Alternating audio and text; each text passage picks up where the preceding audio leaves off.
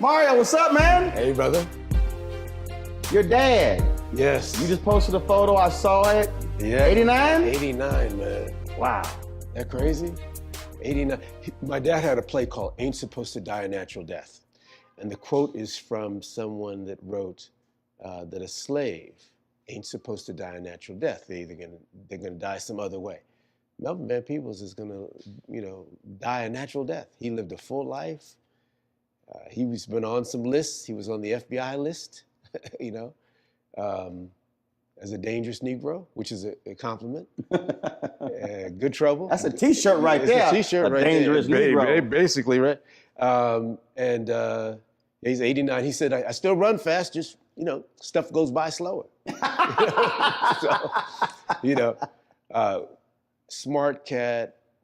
He's older now, but one of the smartest cats that I've known. And he was the guy that, and I know I've said this to you before, that early on said some fathers, especially black fathers, can teach you how to play ball. My dad couldn't play ball, but he said, I'll teach you how to own the team. See, that's I love that because when I had season tickets to the Houston Texans, after the game was over, we were down underneath and we were waiting for the players to come out and coaches and with all the family. Right. And Wade Phillips, son of legendary Houston Oilers head coach Bum Phillips, was defensive coordinator. And so my nephew Chris probably was 3, 4. So Chris had a football and he was having. Chris signed his own ball. Chris thought that he put his name on it. Beautiful. Right. He's thinking for what's going to happen, not what is happening. It was hilarious. Yeah. And so we walk over and so Phillips goes, so Chris, what position you want to play? I said, no. Chris is not being raised to play. He's been raised to own the team. Man. And Wade Doc, he's sort of like, yes. I said, yes. That's how he's being raised. Yes. And that is so that mindset early on. Because it completely, to me, it completely changes the trajectory of one's career or life when they are thinking differently. They're thinking about endorsing checks as opposed to somebody only handing you a check. Right. And that's when you mentally have gotten off the plantation. When you start to say, wait a minute, if they can make money from us, we can make money from us. And that's something that, when you ask about my dad, that he always said, son, the golden rule is he who has the gold makes the rule. Mm-hmm. Not that gold is important, but you have to understand how this is played. That America is built on capitalism and democracy. Mm-hmm. So you want to vote, you want to have a say-so in that, but you also want to have some sort of business going that allows you to end up owning the team. When you think about all of those different conversations with your dad and watching him, how are you then making sure that your children are seeing the same lessons or learning these things? Even if you say, look, you may not want to be a director, but you can learn from what I'm doing and still apply it to whatever career you want to go into. Okay, so that's a good question, Roland, and that's going to vary with each soul you get. Kids don't come from us, they come through us. So like this interview right now, I can't tell where you're going to go with it, right? And I have no idea where I'm going to go with it. And you can't tell what my response will be, right? So it's in the live, it's a moment.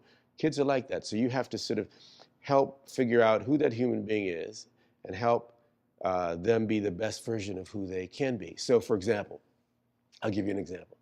I have my eldest daughter, Maya. Beautiful, first daughter. Social, man, she can get up like me. We can go talk to strangers, no problem. Every teacher said, wow, Maya, if she spent as much time on her academic life as she did her social life, the girl would be an A student. I said, okay, some people would, because she's always talking. So some people would see that as a distraction. Right. I said, okay, that's an asset. So I made a deal with Maya. I said, Maya, tell you what school you want to go to? Daddy will pay for any school you want to go to. I have it like that right now. I don't know how long I have it, but right now I can do that. But here's the deal. You pick that school, but if you don't get over a B, I'm going to pick the next school. Oh, so she wanted to go to this little girls' school in Archer, a little, school in Beverly Hills. I said, okay, we'll do it. A little Mean Girls type vibe. Everybody wearing designer stuff. Not my flavor, man. Right. I'm not that guy. She talked. She had a good time. Socialite. Just got under a B minus. Didn't quite get there. So Daddy picked the next school. So I picked a school in France. She didn't speak French. That wasn't in the deal. I sent her to school in France. So maintenant, elle parle français, tu vois? Donc, she had to learn French. She was thinking, you were thinking, not even just here in the U.S., not just California, but you said, no. Oh, yeah, we sent her to school in France. Hated it the first year. Cut her hair off in protest, mouth all poked out, didn't want to talk to me. Said, good, you're going back again. Still, I didn't see the grades I want. She said, Dad, this is unfair. They're teaching me stuff in French. I don't speak French. By the second time, I know Maya loves to gossip. She got so tired of not knowing what was going on. She got her little French boyfriend, learned French, and now fluent in French. I brought her back. She said, thank you. Now, looking back. That's the way I dealt with Maya. But I also sent her to Ghana to work in an orphanage. I also sent her to live with one of the first black politicians in Africa for a while, to set up girls' schools. So that was with Maya. Now my son Mandela, different vibe. Mm-hmm. My other son, Michaelo, different vibe. Two of my kids, Michaelo and Maya, now have the house across the street from my house, right? But they out there working on the yard. You would think they just workers. They digging, planting, moving, painting, because that's good for them to do. So each kid's going to be a little different. But what I found here, Roland, is the one thing I have found pretty consistently is you can't teach your kids heart, but you can give them exposure and experience. Right. So send Morgana, my daughter, to teach in Thailand. Send Mandela to teach in South Africa. So get them exposure. And exposure is right around where empathy is. And that's just around the corner from heart. And so what happens is now they experience stuff and go, wow, these people ain't got what I got. Mm-hmm. The whole world don't see what we have. Even in terms of America, we as Americans travel, but we also don't often leave our socioeconomic group. Right. Right. So I sent my kids to military camp in Carolina with Red State. Then next year I sent them to a yoga camp where they did Vedantic healing stuff and vegan food, and they're going to either be really diverse or schizophrenic or just super well-rounded. But having that well-rounded thing allows you to understand different people. Here's the thing. I believe it's very hard to love people, to lead people if they don't feel the love. Mm. And if you can't understand different people, then you can't love them. We knew Malcolm loved us, whether you agreed with him or not. We knew Dr. King loved us. We knew Mother Teresa loved us. We knew Gandhi loved us. Do you know what I mean? And that's the difference. So I wanted my kids to have heart, be intelligent. But we don't need more smart, rich people. Where we're going right now with this climate, brother, it's not just about racial diversity. Tomorrow's game is going to be about biodiversity. So we need people with heart and with a higher consciousness. And that's what I've tried to give my kids. I'm just at the point now I'm starting to feel like I almost like my kids. They close. I'm like going, so that's one of the things that my dad saw in me. He said, okay, I know how to deal with Mario. He's an ambitious cat. So I know what I can do with him, but that's not the same thing I can do with his brother. One size fits all. Parenting doesn't get it. And how many siblings you have? I have a brother and a sister. Got it. Yeah. One size fits all. Parenting doesn't get it. So he was able to, I'll give you a case. Let me tell you one quick thing. This happened to me. I was writing a book on it called Free Thinker about my dad and my mom. I never knew what my dad was going to say. Smart cat, man. My sister and I were in LA once, and he said, I want to take you guys to a bat mitzvah. We said, what's a bat mitzvah?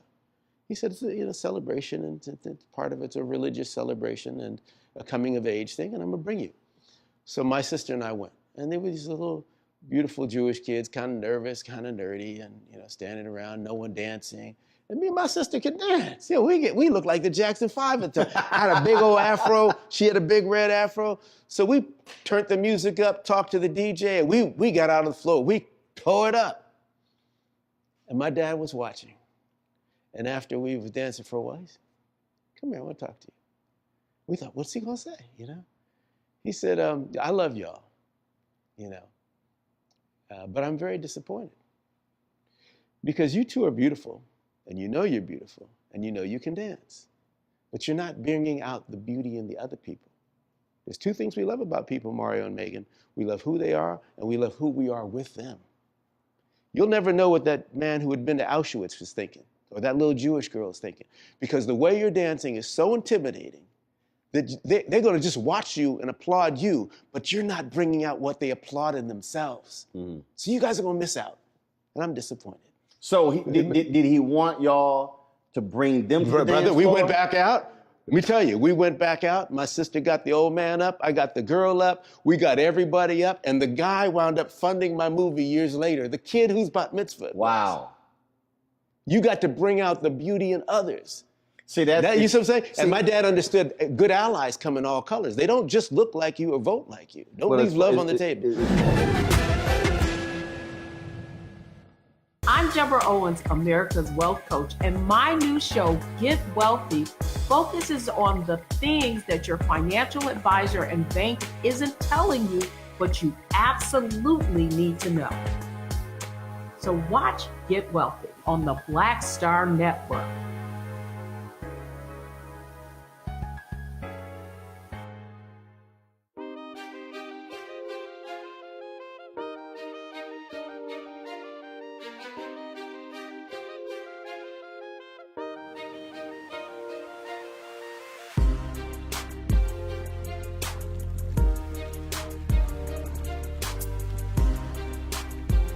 We were at it's about my frat brother Lamel McMorris.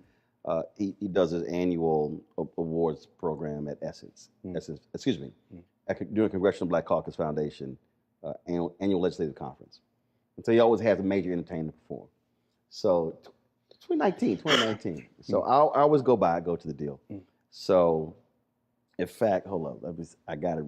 It's so funny you telling that story because, dude, I'm telling you, I straight up laugh because he sends me a text. He's like, bruh, he said, help me. Hold on, let me find it. It was too funny because he knows I love music, I love to dance, and I'm gonna do it all day. Here it is. He goes, help. First I said, get here as fast as you can. I went there. He goes, grab someone and go to the dance floor. Help. Oh, yes. I said, you want me to get this going? He said, please. Right. I went, no problem. 90 seconds later. So here we are at the party. We're penguins, baby. And I said, we're penguins, man. Like, I can start a party. Yeah. So I walk out there. So it's Congressman Terry Sewell, the late Congressman John Lewis, because it was Alabama Power. So I walk out there. I was like, Congresswoman Sewell, come on. She's like, no. I said, I ain't trying to hear all that. Come on. Shut up. Get on out of here. I grabbed Lewis. Oh, y'all, come on. I start grabbing people. And so I'm at that dance. So it was about 10, 15 people. Then I go, hey, what all y'all doing? Right. We ain't sitting around here looking. Right. Within 90 seconds, there's like 100 people on the dance floor. Right. And then others started flooding. Right. Neo was performing, and Neo, when he finished the song, he was like, Ro, appreciate that. Let's get the party started. Right. But for me, it's like, why are we sitting around watching somebody dance? Right. Yo, get up. If your legs work, use them. Right. And if somebody don't know how to do the dance, teach them how to do the electric slide or the Cupid shuffle or whatever it is. But don't just sit around and observe. Right. That's interesting. When I remember, because you started this by asking me about my dad, Sidney Poitier, presented my father with a Lifetime Achievement Award. And so you hear Poitier, and then Mario Van Peebles comes up. And my dad took the words, thank you, brother. He said, put the music on. We just go and dance. And him and Poitier started dancing. He said, we've done enough. We've talked enough. We've interviewed enough. We have earned it. Let's dance. In fact, all of y'all get up and dance with us. And that was it. That was it. He's like, I ain't giving a speech. No, that was it. I think remembering, and that's part of the joy of it, is remembering to have fun. Now, but that sounds California-ish. But if you understand it, I'm from Houston. brother, if you understand it, I tell you what, I saw this cat once who was a PA, just a little PA. And we had the scene with a soccer movie. I don't play soccer, but they really wanted me to be in this movie. And so I said, okay, my top half can run down the field. You pick out some legs. So I went out and saw all these soccer players. I saw a dude with, some legs that looked like my color. I said, he'll work. So they cut to his legs and me, looking like I'm playing soccer. But they had to fill up the stands. This was a low budget flick. They had to fill up the stands with people every day. It was in New York. So they would bring people out, take an ad in the paper saying, come out and be in a movie. Now, around midday, everybody would split. Right. And the guy would say, well, gee, they're just leaving because it's hot, they're just leaving. He's a nice PA. And eventually he said, well, I've got to go now, Mario. I've got to go work on a different film. He left. They brought a brother in. Brother used to break the ice at a comedy store. There you go. Right? This brother came in, they sent a new group of people out. He said, come out here, take a picture. You want a picture? You give me $5, I'll get you in the movie. He joked with them, laughed with them. People came and stayed all day. Wow. Personalities can cost you money or save you money. We don't just deal with lights or cameras, or we deal with people. And that's why you're so great to do this, is we can just go and flow with you. When they say, Roland's doing it, I'm like, oh, cool, we good. And people, I love it when I hit folks up because, one, there's no formal process, not like, well, we're going to send this letter out. It was all text message like, yo, I'm coming to town. We got an Airbnb. We're doing interviews. Mm-hmm. And no one said, well, so is there any topic we're covering? Is there anything with it? And I go, no. Or then here's what gets me. I'll have folks, this always happens to folks here in Hollywood, they go, well, I had nothing to promote. And I said, I didn't ask you to promote anything. Mm-hmm. I said, a conversation isn't dependent upon you need to promote something. Mm-hmm. I was like, it's a conversation. And I think and I'm always trying to explain to people, yo, you don't have to. Well, that's a long game. You're playing a longer game, something. And we're taught to think transactionally about everything, including ourselves. And what you've got to do is also understand that your worth, your conversation, your wisdom, your sharing may be something that's beyond transactional and beyond this latest movie or that latest movie. There you go. And then when you're playing the long game with those interviews, what you're doing, that's why you're doing longer interviews, is that you're going to get a whole different vibe. And I think that's valid. Once we get to the talking points of whatever that movie is, we want to hit these points. Precisely. Then you're going to get a very canned interview. And it's interesting, we've had numerous conversations and we've talked about your dad. What did your mom do? My mother, okay. And she's part of my script too, free thinker. My mom is really an interesting chick, man. Like we've never talked about your mom. Yeah. So my mom. Always your dad. Yeah. My mom. And I get it. I get it. No, and here's the thing. The one thing about the Van Peebles family, I always joke, we're like the Jacksons without the talent. But we still mean, my eldest daughter, Maya, I always tease Maya, she has a voice like Whitney Houston. She's got this beautiful singing voice in her head. But to the rest of us, girl sound like a dying cat. Now, early on in her life, she started singing. I said, oh, goodness. I said, good thing she's smart. So, but now she's working and doing all this pro bono work. She did campaign finance. She's a smart chick. Mm-hmm. We don't confuse in our family people we love with people who are good at what they think they love. Right? My mother loves to act. The chick can't act a lick. I would never hire her. Someone got to be LaToya, right? So my mom's not. You said somebody got to be LaToya. I know you sneak that in there. But so we just keep it real like that. My dad can act if he's playing something close to Melvin. Right. You know what I mean? So I don't look at my kids and go, oh, they're so cute. No, what can you really do? You got to be realistic. And what do you have the energy to really do? My mom was a photographer, a writer, and a big pro-environmentalist. And she's the one that... That's where you get all that from. Yes, my mother, very pro-environment. Both my mom and dad, super frugal, very forward-thinking. My mother, check this out. My mother's mother... What's your mama's name? Maria Marks. Got it, okay. My mother's mother got a cross burnt on her lawn from the KKK in Virginia because that side of the family is white. And my mother's mother sued the school system in Virginia saying my children are not getting a full education, my little white girls and boys, because they're not going to school with black kids, Hispanic kids, Asian kids, Jewish kids. Wow. So she sued the board as a white woman. The KKK burnt a cross on her yard, called her up and said, we hope your daughters marry niggas. And she said, thank you, we do too. So my family is out the box like that. Now the good thing for me, what's been dope is, one, both my father and mother, free thinkers, not materialistic, traveled their ass off. So I was born in Mexico City. How many brothers do you know named Mario? For real, right? How does that happen? You know, this is way before Super Mario. Yeah. So I was born in Mexico City. Then my dad tried to make it in Hollywood, couldn't get a job as a director. My mom said, well, why don't we go to Europe? And they went over there to be with the original colonizers, and he learned French. But we lived in Copenhagen, Denmark, and I slept in the kitchen. My sister slept in the bathtub. I mean, we just traveled everywhere, and so I had a really interesting childhood in that I grew up seeing Rembrandts. I grew up hearing Fela Kuti. I grew up hearing Marley. I grew up going to Black Panther meetings with my dad and going to Altamont with my mom, the ultimate hippie chick. So both sides were important. And what happened was it taught me that I got good people adapters, because half of my family looks Aryan race, half of us is black folks. You know what I mean? I'm obviously a brother.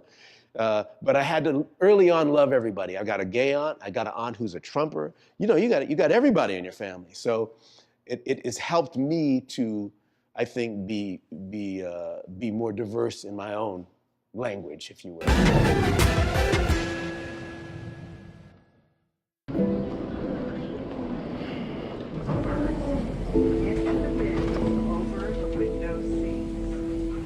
Are the only bins that will accommodate larger rollerboards.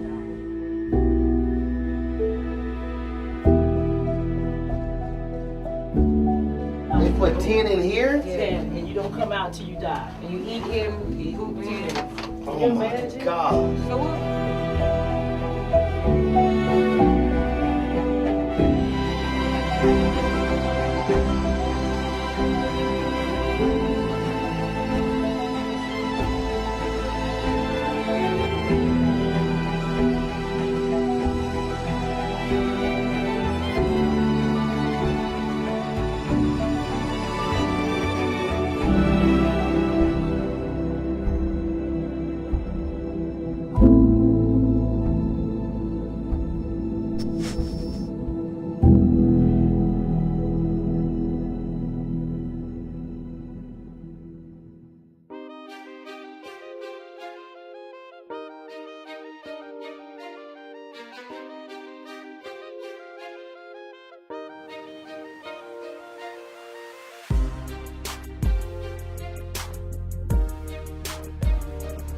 The thing that I think is so interesting when we talk about the diverse experiences, and we joke about this all the time.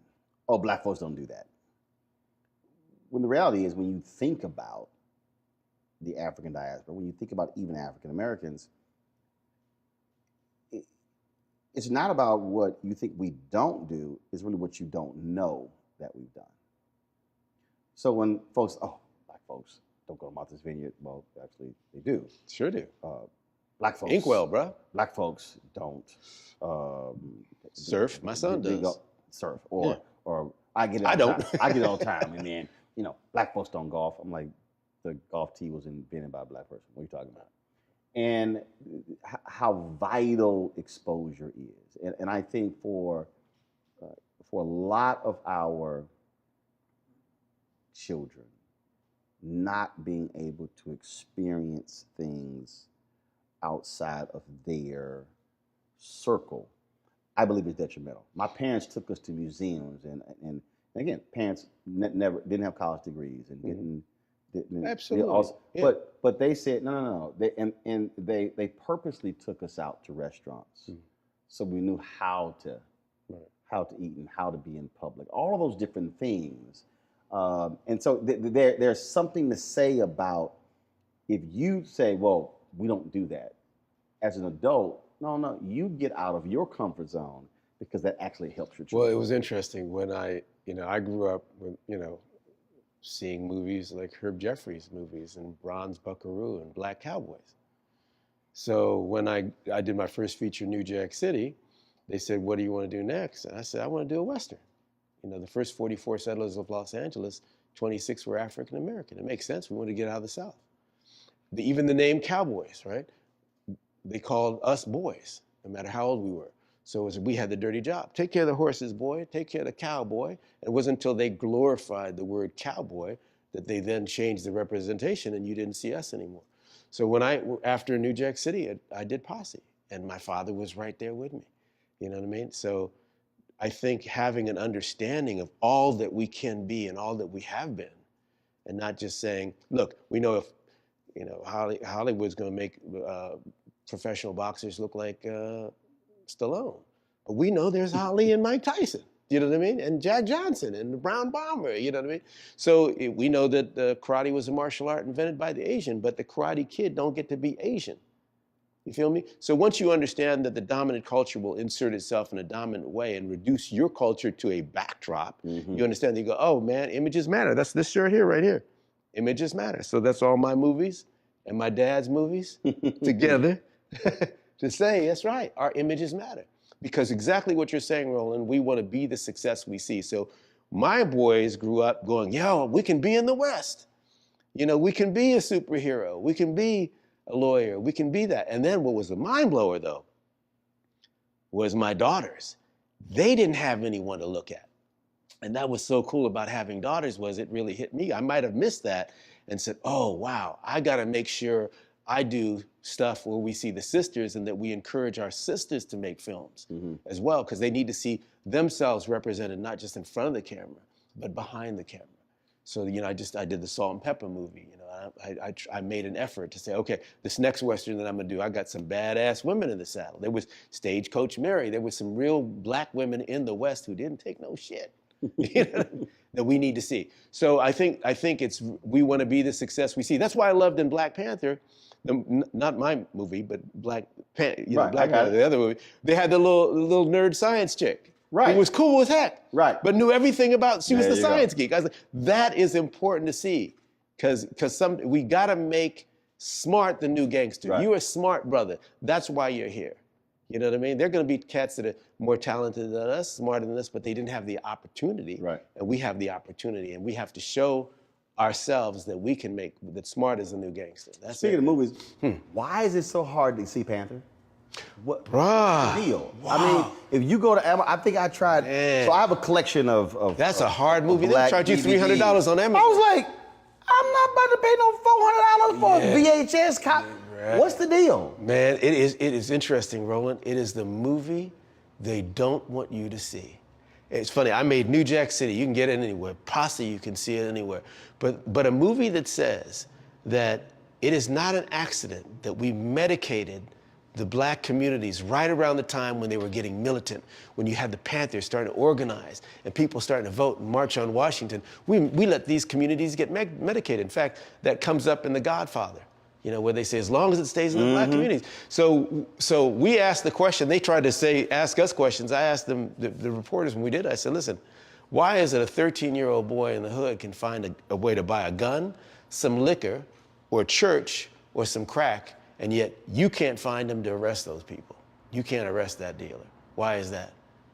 It's like right now. So I'm literally looking on can't get it. Amazon right now. Yeah, it's hard to get. And I type in. I think it's free. Listen, it's free on YouTube. I don't care if I don't make $1 of it. It is. Go see Panther on YouTube. Just see it. That's what you need to do. I mean, because again, I have this collection of black movies, DVDs, documentaries, and I was sitting here going, what in the heck? And that question has come up a lot. And they don't want you to see that. And what studio did that? Who did Panther? It was Polygram, which then got sold to MGM. So is under MGM. Yeah, man. Oh, so that's Mark Burnett. MGM didn't MGM just got sold to somebody? They go back and forth. Amazon or somebody like that. But that is, I'm telling you, it is. You can. Is it Amazon? It's crazy. It's crazy. Yes, Amazon owns it. Yeah. But it is crazy. You cannot get that. You cannot get that. And in fact, listen, when Panther came out, so my father wrote it, and I directed it, and we had an agreement. If people liked the movie, I would credit my directing. He would credit his writing. If they didn't like the movie, I would blame his writing. He'd blame my directing. And we would go full in. I called my daddy the has-been that never was. He called me the wannabe that never will. And we would just clown each other. But we did this movie, and when it came out, there was a well-funded right-wing organization that took out ads on Times Square, that whole thing that goes around, said, "Don't see Panther, the 2-hour lie." And a whole bunch of folks got pissed off from our community who said, "How dare you, cultural tourists, come up in here and tell black folks what we should see and know about our own history, about the Black Panther Party for Self-Defense." And they took out a big ad, and I think it was Spike and Whoopi, and everybody got together and took out a big ad defending the movie, man. But that was the movie, man. After it came out, we got all these reviews, awards. That movie has been buried. Buried big time. Big time. Big time. Yeah, it's the one movie I did that you can't see. Very hard to get. So we probably gonna just raise that issue. I think it's time, man. Yeah. I think it's time. Right. A couple people come to me and said, "Man, that movie was ahead of its time." And again, it's Angela Bassett reprising her role as Betty Shabazz in it, and Kadeem Hardison is in it. Courtney Vance is in it. That's where he met his wife. Marcus Chong is in it. Dick Gregory is in it with Melvin Van Peebles together. Man, it was what a dope experience. So you're very much about movies that actually say something. So folks who watch it, I get this text, Roland, I got this movie, man, you'll be great in it. So I was like, okay, all right, well, I want you to be a barber. The hell I'm gonna be a barber? And so I had one requirement. I said, Mario, I got to play a clean barber. Yes, sir. I said, the brother who cut my hair growing up, his name was Harvey. Harvey was always clean. Had the ascot? No, he didn't have ascots, but Harvey was always dressed. That's when they had the boots that zip up. Right. Oh, yeah. Always polished. Yes. Harvey's fro was perfect. Yeah. He had a real raspy voice. Yeah. He had a real raspy voice. Yeah. And he always, cologne and everything. He used to go to all of the Sugar Ray Leonard fights, Hagler fights. It was always like, yo, shop closing early on Friday because he was flying to Vegas for the fight. Right. So I said, if I'm gonna play a barber, I said, I got to play a clean one. I said, so I got to have cufflinks and an ascot. Right. And you did it. You came in and did it. And here's the thing. You showed up on time. You got in there. You got it done. You understood time is money, and we made it happen. But the thing is, for us, for our community, the barber has often been where the Greek chorus takes place, where you have those conversations with us, about us, that we don't typically get to have. So it's kind of being in the town square. And you were great at leading it off, man. Because I needed someone that could kick the truth, and yet speak truth to power, but make it fun. Well, first of all, it was crazy because you had Earthquake who was next to me, right. DC Young Fly, and it was funny you talking about time because I had a speech. Paul Rodriguez, right? too. Paul Rodriguez. I had a speech to give, and Paul kept missing his lines, and I was like, Paul, dog, come on, man. Right. Like it was crazy because again, my show's live, so like my crew will tell you, right, you got to bounce. When I sit down, right, I am not. No, you're sitting here like, oh hey, we need 15 more minutes. Like, it's about 60 seconds brother, when I start. You're the James Brown of reporting. Hey, you know how James didn't play? He'll find you. You're the James Brown of. No, we were shooting that movie. I was. Right. How far? I was literally on my GPS going, okay, the airport is 42 minutes away. Right. We got it in, man. I'm like, we get this here. We get it in. I'm seeing the sun set, and I was like, all right. But it was, because, and again, people who they just see a movie and they think, oh, hour and a half, 2 hours. It's shooting same thing, multiple angles, and I was sitting here and I was like, we got to do this 7 more times. But again, I'm so used to live where, boom. So the movie was called Armed, and there were little subtleties that you did that when I showed the movie Armed, people crack up. We showed it at the New Jersey Film Festival, and that little part where you said, I got a cake in the oven or something, you see, you broke it up. When Chief starts to lose his stuff, you know, those little subtleties were so good because you were, as I said, able to speak truth to power, but to make it fun, to package it in a way that we can hear the truth, nod our head, listening, and get it done. And you did that, and still kick the truth. Well, it was fun. We said stuff in that movie that you're not supposed to say. It was fun, but I was sitting there going, I said, man, I don't know how y'all do this. I said, this is 14, 16 hours. Right. Because again, for me, it's like, I love live. I hate taped. It's like when we go. We going straight through. Right. And so the whole movie making process, again, people never see how the sausage is being made. Right. They'll watch a movie, but they don't watch the director's cut or they don't watch the director's commentary. Right. Sometimes I'll watch a movie and I watch the director's commentary because I want to hear how to describe this scene and what they did here and how they shot this and stuff along those lines, because it really does give you a much better understanding of how it all came together. Right. Well, and it's interesting. My dad was at a film festival. I think about him a lot because he just turned 89, and they said, Mr. Van Peebles, what do your movies have in common? Was there a common thread that you have in your films? And he got up there, took his cigar out, and he said, yeah, niggas win. Niggas win. And you know, and I think about it is that, you know, for a long time we thought we were told we were, what, 300 years of slavery, another 100 years of Jim Crow. That's 300 plus another 100, maybe 400 years of niggas don't win. We're 3/5 of a human being. And I think us having imagery where we could stand tall and see it has been a big part of us winning. I think that when South Africa fell, you know, 2 favorite shows they were watching, Roland? They were watching Miami Vice with a white leading man and a black leading man, and The Cosby Show. And I'm not talking about The Cosby Show as I'm talking about the show as a phenomenon. Yeah, Cosby Show, yeah. And apartheid fell. That those boys and girls in Iowa who may never see a black person could conceive of Huxtables in the White House and call them Obamas 20 years later when they grew up. That we could now, so what we say about ourselves, and here's the thing, in most media, and this is the tricky thing, and I'm all for everybody doing what they want to do, but in a lot of media, we see black folks represented as stars and thugs. Mm-hmm. By and large, stars and thugs. Stars you fear, stars you envy, and thugs you fear.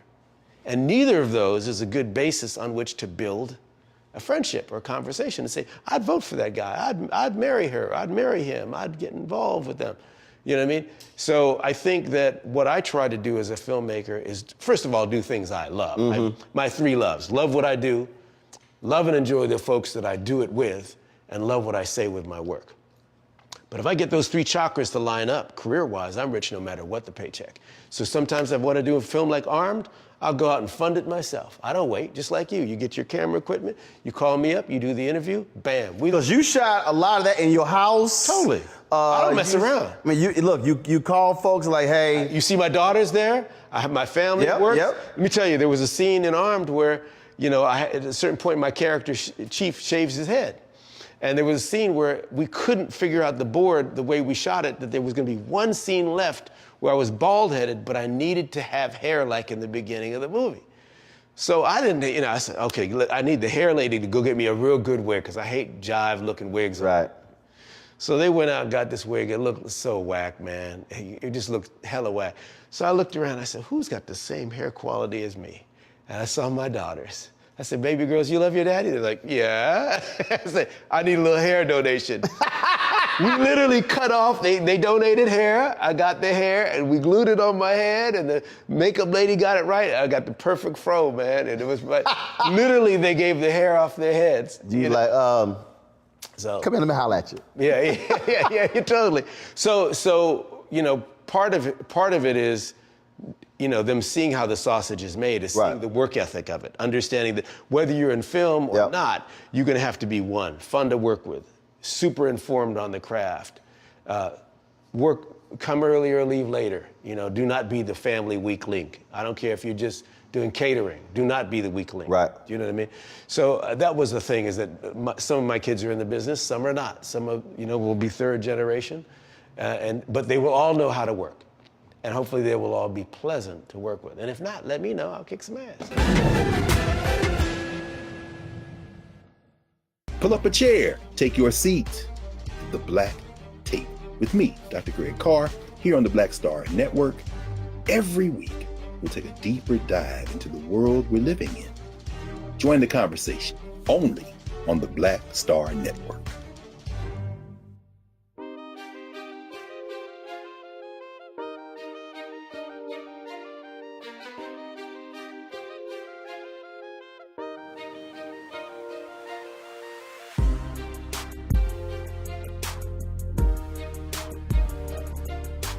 The thing that people don't, I believe, really understand is that, and I've said this for years, like literally my entire career, media is the second most powerful force in the world behind the military. I always say when there's a coup anywhere in the world, the first thing they get control of are the guns. The second is the media. Media is always second. Yeah. So for people who say, well, this is no big deal, it doesn't matter. I said, no. I said, totally. I said, because. Look at D.W. Griffith's Birth of a Nation. There you go. There you go. Look at that, man. Look at the movie Peace Propaganda in the Promised Land. If you haven't seen that one, check that one out. That's another heavy one that's hard to get. The woman who, her name escapes me, she was the German director who Hitler used. Why is it escaping me? Because she shot the 1936 Berlin Olympic Games. And really, and her rest of her career was marred by her association with the Nazis. But again, they understood her talent as this director, as this amazing director. And that's why I tell people who go on television, who do commentating, I said, don't play with this. You don't understand the power of that medium and what you're saying and who you're reaching. Don't play with this. Oh, we watched the uprising, the January 6th insurrection stuff. Initially, they were being reported as protesters. You know, my dad has a great cartoon on his wall. It's a picture of a black couple stopping at a grocery store. There's a flood, and they're taking some stuff out. And it says, you know, black family looting. And then they have a white couple doing the same thing, and it says, people gathering provisions. Now, both descriptions could be accurate. Right. But one positions something one way, another which is based upon who is telling the story. Based upon who's telling the story. And it's funny. So is it going to be his story, or is it going to be our story? It's funny you brought that up because that weekend, the weekend after George Floyd's death, we're watching the coverage, and you're absolutely right. Protesters became looters, became demonstrators, all different names they use. So it was Saturday. So I sent an email. What about the terrorist fist bump on Fox News? Oh, all of that. All of that. So I sent an email out to all these other black media people. I said, why are we watching mainstream media define these protests? It was 1 o'clock in the morning, late Saturday night, early Sunday morning. I sent an email out. I said, I have a studio. My crew is on standby. We as black-owned media should join together and do our own coverage and not let them control the narrative. I sent out BT, TV One, Essence, Black Enterprise. I said, all these people. 3 responded. Rich Dennis at Essence responded. Revolt responded, but they did it, but just acknowledged it. But I said, do y'all understand what this moment is? So we went live that night. I didn't wait. We went live. We did about 400,000 views that night, and I think it went over 1 million or whatever. But my whole point was, I don't care if it doesn't do 5 million. We cannot allow the voice of this weekend to be determined solely by ABC, NBC, CBS, CNN, MSNBC, and Fox. What you're saying, Roland, is interesting because they say the news is a first draft of history. It is. It is. You're there on the ground. You're laying it out, and that was the thing that. So what was bothering me was, y'all. Yes, we don't have a network like CNN and Fox, but the reality is that camera can connect to YouTube, and we can broadcast. Why are we watching them as opposed to us talk? So we booked probably 20, 25 guests that night. And our whole deal is Black people are going to be discussing the aftermath of the death of George Floyd, talking to Black people on this platform with a Black host that I own. And the thing for me was the folks who didn't respond, and I'm sitting here going, don't you understand this is why we have this? You have been entrusted with this. How are you not using it? And you're sitting here going, we just can't. I said, I'm taking all your excuses away. I have the studio, I have the staff. All you gotta do is simply say, we'll add it to our Facebook page. That's all I was telling them to do. But that, Mario, I think is the difference when you understand the power of the medium and you say, you abide by the nation's first Black newspaper, Freedom's Journal, which wrote on March 16, 1827, we wish to plead our own cause. Too long have others spoken for us. Yeah, and that's a part of you. We talked about the movie Panther. Was part of what was significant for them was for them to see Black folks doing it. It wasn't going to be the old weapons they had. It was the food and breakfast programs, and the free schools.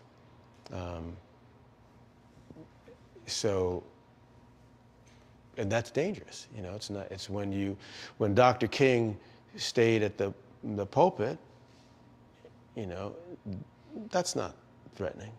When Brother Malcolm stays in the temple, that's not so threatening. But when you go beyond that, tell your own story and link up with other folks, you know, and march on Washington and talking about economics and ownership, you come back from Mecca and say, I prayed next to Muslims of all color. I no longer see it as a color issue. I think it's a spirit issue, and I'm going to take our problems not as a domestic thing, but onto the civil rights. Then you become dangerous. On the world stage. It's when you think that way. It's when Melvin Van Peebles says, okay, I made my little movie Watermelon Man. It was a comedy, cool. But now I'm gonna make a film called Sweetback. I'm gonna fund it myself. I'm gonna have a multiracial crew. I'm gonna own it. And you make a movie and say, I got a new band called Earth, Wind, and Fire in this movie. And you make the movie that becomes the top grossing independent hit. You never got another job offer after that.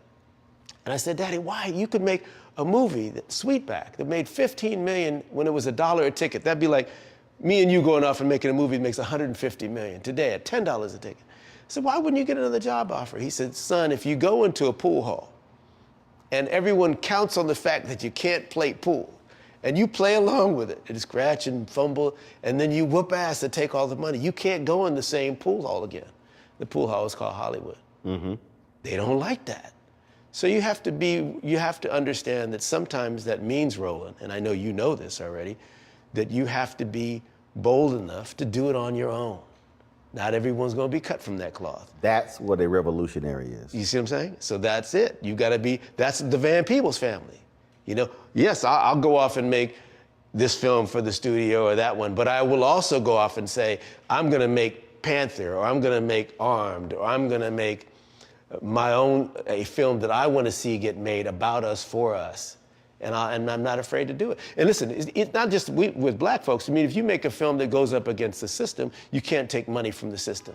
If you take money from the system, then you got to say the same dialogue that the system's saying, right? So I can't make Super Size Me and take McDonald's money, right? I can't make Panther and take the man's money the same way. Understand? So as an independent filmmaker, as an independent journalist, there's a different road. Oh, absolutely. You know, so we go knowing that. It's time to be smart.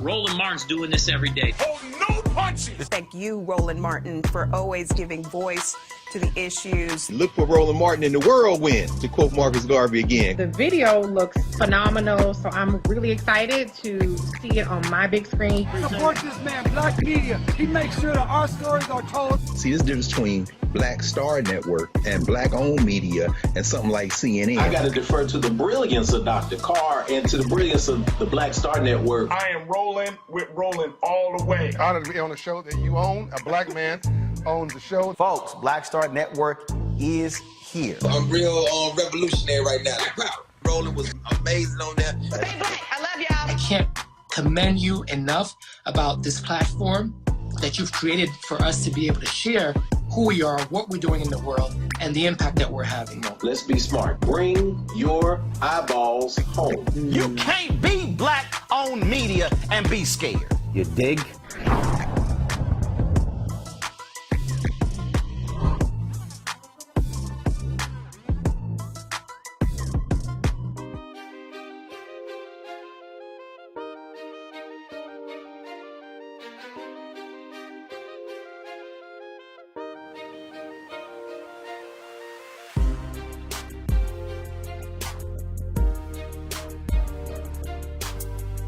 What would you love to do that you haven't done? That it is, you like, I want to do that. I want to. Yeah. Okay. Is it a movie? Is it a documentary? Is it what is it where you like?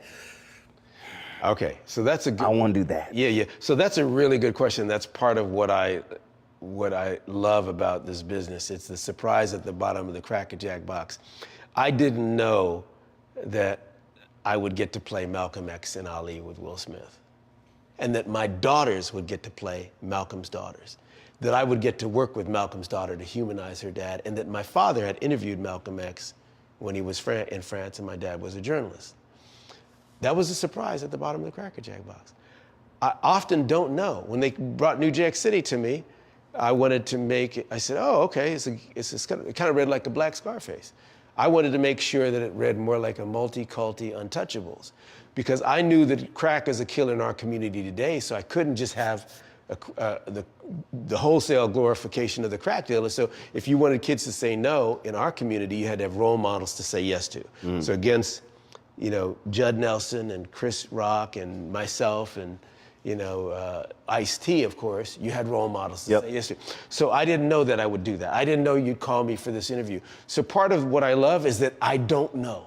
Now, there are other things that I'm a fan of. I want to do the story of my parents, free thinker. I'd love to do something on Egypt. I've always been interested in the pharaohs. I'm interested in the true Africa, the West Africa. I've got a lot of West African blood. Do you know what I mean? When you met me doing Roots, part of the fun of that was not doing slavery, was doing empowered people and showing that part. That was something that I've been interested in. But every day, brother, I'm exposed to things and I go, I get excited about things that I never thought of. I was recently asked to act in something that I may do about one of the early civil rights workers, Harry T. Moore and his wife, Harriet Moore, who were the Bonnie and Clyde of civil rights and social justice way before, other folks got on board. And they were true to it, not new to it. So I find things every day, brother, and that's the cool thing. And you know what? Now that my kids are big and they don't need me the same way, you know, I'm more of a manager versus, I'm more of a consultant, less of a manager in terms of the parenting of it all. I can do what I want because I can take different risks now, and I'm not a materialistic cat. So part of what I love, brother, is that I don't always know where I'm going to end up next. I just did the Wu-Tang Clan series, so I was the producer director on that. Got to work with RZA. And then I did the Raising Canaan, which is a spin-off of Power. Yep. So I'll work this technology, work that, learn something over here, and get in where I fit in. Sometimes I'm just directing, sometimes I'm just acting, sometimes I'm writing, sometimes I'm doing all of the above. Playing my father, I didn't really know that I would wind up doing that. Playing my father in Badass was a great experience, man. So. See, I think you used the word just a moment ago when you said excitement. And that's the thing that that I try to convey to people. It's not a job. It's not a career. It's still the excitement of the craft. You take a singer. You take a singer who is not caught up in will it hit the top 5 on Billboard? But they still enjoy the craft. They still enjoy grabbing that camera and looking through that viewfinder, or they still enjoy writing. And that's the thing that I try to convey to people. They say, man, I watch you and man, you were carrying the tripod and you were shooting? And I go, yeah. Because there still is the joy of, man, I love that shot.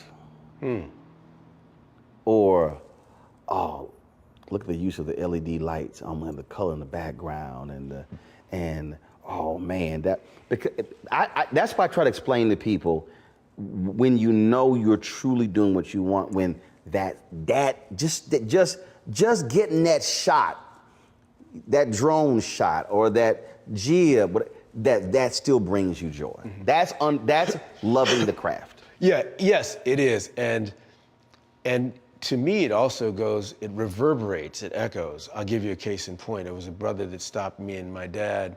We were walking down the street. He had long silver dreads and he had his son with him. And he said, Van Peebles, excuse me. And we both turned around. And he said, I have to tell you both that I'm a fan. I'm not a groupie, but I'm a fan. And sometimes I go to the films and I'm entertained. That's a good thing. Sometimes I go to movies and I learn something, and that's a good thing. And sometimes, rarely, I come out of a movie proud to be a black man.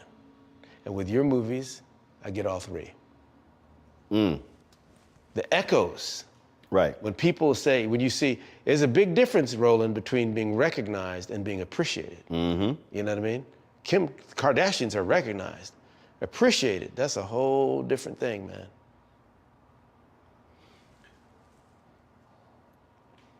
Last question for you. When we think about where we're going, there are a ton of people doing content. There are people, everybody name I want to be doing content, producing, and you got podcasts and all, everybody wants to be doing. What do you tell them about the responsibility that they have and how they use it? Well, see, that's a tricky one, Ro, because I realize that the only one that can take that advice is myself. So there are a lot of films that I see get made that I go, why would you do that? When we finally have the keys to the kingdom, when we have the means to production, why would we say that about ourselves? You know what I mean? I remember once I was in Italy, I went into a nightclub and it was all Italian folks, cool, and I was from some film festival or something, and the DJ looked over at me and he did, one of those things, and I said, oh shit, here we go. And he put on some rap thing about bitches and hoes and shooting niggas, and they all start singing along. And it makes you wonder, you go, man, why do we want to say that about ourselves, man? You know, it's like, Paul Robeson asked a beautiful question where he says, if we buy into the values, the zeitgeist of those who would buy and sell us as a people, what have we become? Mm-hmm. And so I would say, be very careful to not just buy into stuff and say, right. The colonizer said this. Here's the thing. We know racism, for me, racism is next door to sexism. If you repress over color, you're going to repress over sex. If you repress over sex, you're going to repress over class. If you repress over class, one day you're going to be destroying Mother Nature herself. It's all related. That bully colonizer mentality is death to the planet, man. Mm-hmm. And as black folks, we have to really stop and say, wait a minute. This gave them cancer, but our folks knew how to use baking soda as deodorant and not put aluminum under your arms. We had that ancient wisdom. We original people. We know how to do this. Do you know what I mean? We had those remedies. You know, we had those healing abilities. So I would say, try not to just buy into wholesale into the colonizer's point of view of success. Success is that you can call me and we can talk amongst folks that look like us, for us, by us. If other people want to leave, I didn't have to leave any of me at the doorstep. Right. No one's telling me what to say or not say. That's success. That's free speech. Right. You feel me? That's success to me. Now, I'd rather be that than some cat that's locked up, can't do this, can't say that. And hell, success to me as a filmmaker, all I can do is put on one pair of pants at a time. So I don't need 100 different clothes. You feel what I'm saying? So success to me is the creative freedom to do and say what I want to say. And so I would say to the young brothers and sisters coming up is that examine your message, examine what you think your ideas are. And before you pick up that microphone, make sure you got something to say. And if you don't, then shut up. And if you do, let us hear it. Make sure you got something to say. Have something to say, man. We'll leave it there. My man, I appreciate it. Yes, brother. Thanks a bunch. Yes, man. Man, you look so pretty, all yellow. Just chilling. You know, just chilling. I knew you were gonna come with a fly hat, so I had to make sure we were straight with it. Look good, brother. Appreciate it, man. Of course. Thanks a lot. Yes, sir.